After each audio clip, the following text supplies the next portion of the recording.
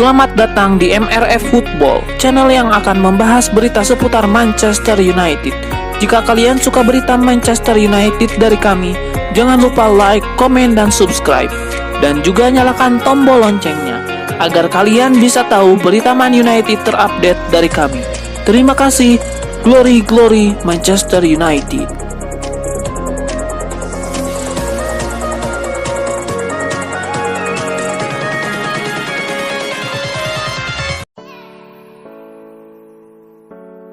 Manchester United hanya perlu waktu 5 hari untuk membalas kekalahan yang diperoleh di Liga Inggris saat bertemu lagi dengan Aston Villa di Carabao Cup 2022-2023. Manchester United sukses menyingkirkan skuad Unai Emery dengan skor 4-2 di Old Trafford. Pertandingan memang berjalan ketat seperti pertemuan pertama. Aston Villa bahkan sempat 2 kali memimpin di laga ini, sebelum akhirnya disamakan 2 gol lagi pula dan kalah dengan margin 2 gol. Manchester United diakui oleh para penggemar bermain berbeda, utamanya di babak kedua. Para pemain tampil lebih ngotot, rapi, dan menyeramkan. Makanya tertinggal 2 kali tidak mengendurkan semangat para pemain The Red Devils. Kesuksesan itu digadang-gadang berkat absennya Cristiano Ronaldo. Keputusan menarik keluar Donny van de Beek dan Fred di babak kedua juga jadi bukti permainan MU jadi lancar.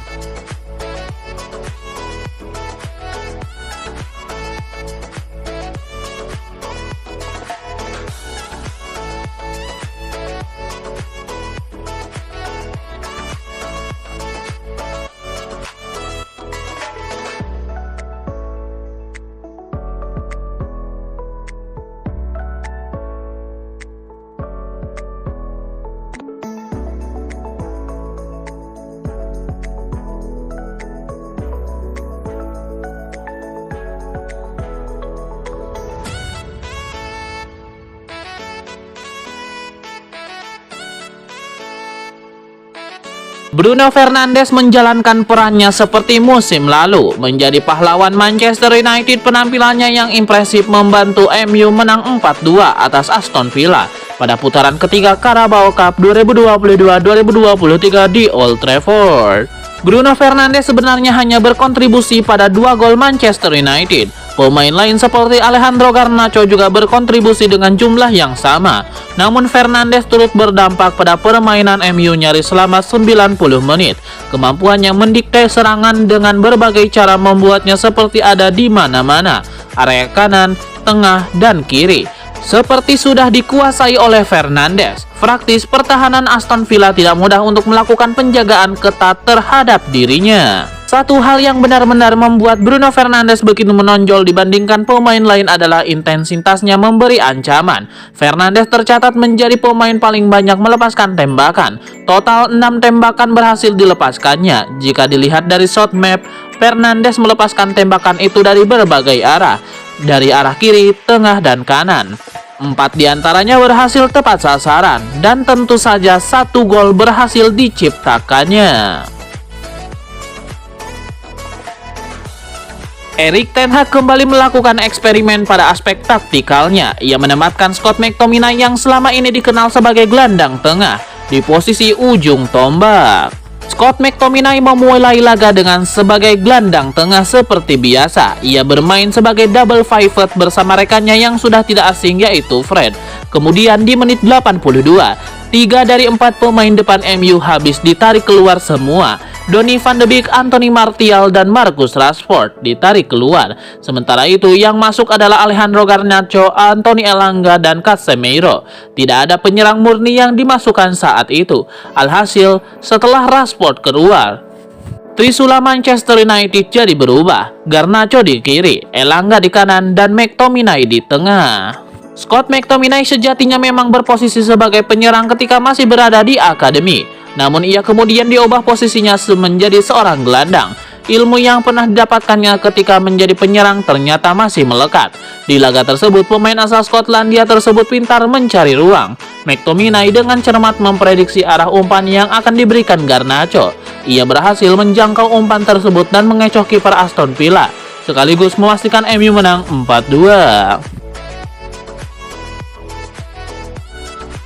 Bek Manchester United Harry Maguire mengakui bahwa dirinya sangat berharap Setan Merah bisa mengakhiri puasa trofi mereka pada musim ini. United sendiri saat ini masih memiliki peluang untuk menjadi juara di 3 kompetisi. Harry Maguire mengaku memiliki harapan bagi timnya untuk bisa mengakhiri penantian panjang mereka merengkuh trofi. Meski peluang untuk menjadi yang terbaik di Liga Primer sangat tipis, namun United masih memiliki peluang besar di 3 kompetisi lainnya, yakni Liga Eropa, Piala Liga Inggris, dan Piala FA. Saya pikir semua kompetisi piala kami ingin melangkah sejauh mungkin, kata Maguire. Kami memiliki musim yang sangat buruk tahun lalu, bukan cuma di Liga Primer, tetapi juga kompetisi piala. Di kompetisi piala kami tersingkir terlalu dini, padahal kami merasa harusnya tidak begitu. Jadi kami harus melakukannya dengan benar tahun ini. Gelandang Manchester United Casemiro mengaku kebingungan untuk menjelaskan selebrasinya yang heboh usai menjebol gawang Chelsea. Usai mencetak gol, Casemiro merayakan golnya secara heboh. Pemain asal Brazil itu kemudian ditanya apa alasannya melakukan selebrasi tersebut. Namun ia kebingungan menjelaskannya. Casemiro kemudian mengisyaratkan ia melakukannya secara spontan saja.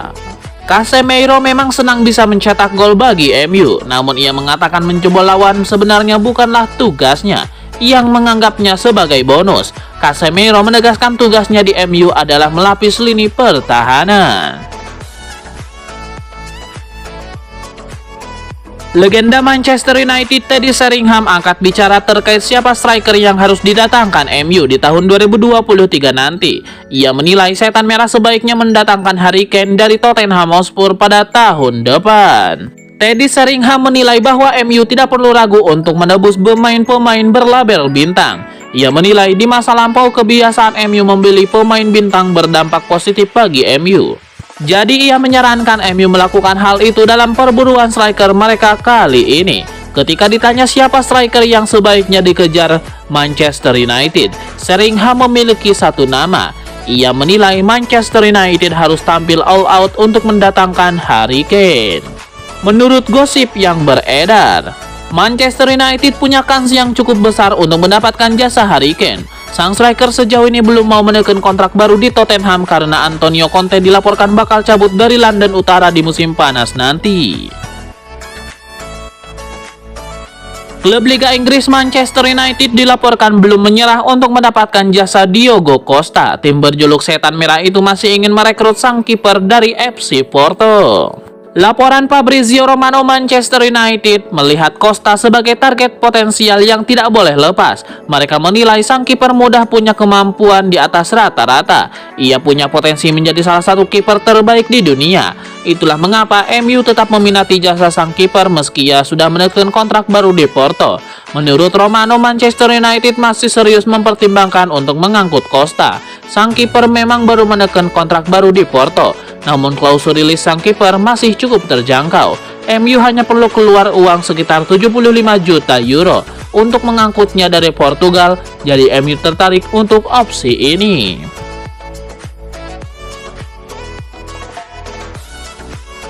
Legenda Manchester United Teddy Sheringham mengomentari rumor ketertarikan Manchester United terhadap Youri Tielemans. Ia menilai Setan Merah sebaiknya mengurungkan niatan mereka untuk merekrut gelandang Leicester City tersebut. Menurut pengamatan Sheringham, wajar jika Manchester United tertarik untuk memboyong Tielemans ke Old Trafford. Ia menilai sang gelandang menunjukkan sejumlah performa yang bagus dan ia kerap jadi perbincangan karena performa apiknya itu. Teddy Sheringham sendiri punya alasan mengapa ia tidak merekomendasikan MU mengangkut Tielemans. Ia menyebut sang gelandang kerap tidak konsisten sehingga ia bisa merugikan Setan Merah. Timnas Portugal meresmikan skuad yang akan didaftarkan ke Piala Dunia 2022. Turnamen ini akan jadi turnamen penting bagi Cristiano Ronaldo yang bisa jadi panggung terakhirnya di Piala Dunia. Ronaldo walaupun musim ini tampil tidak begitu baik, tetap dipercaya pelatih Portugal Fernando Santos.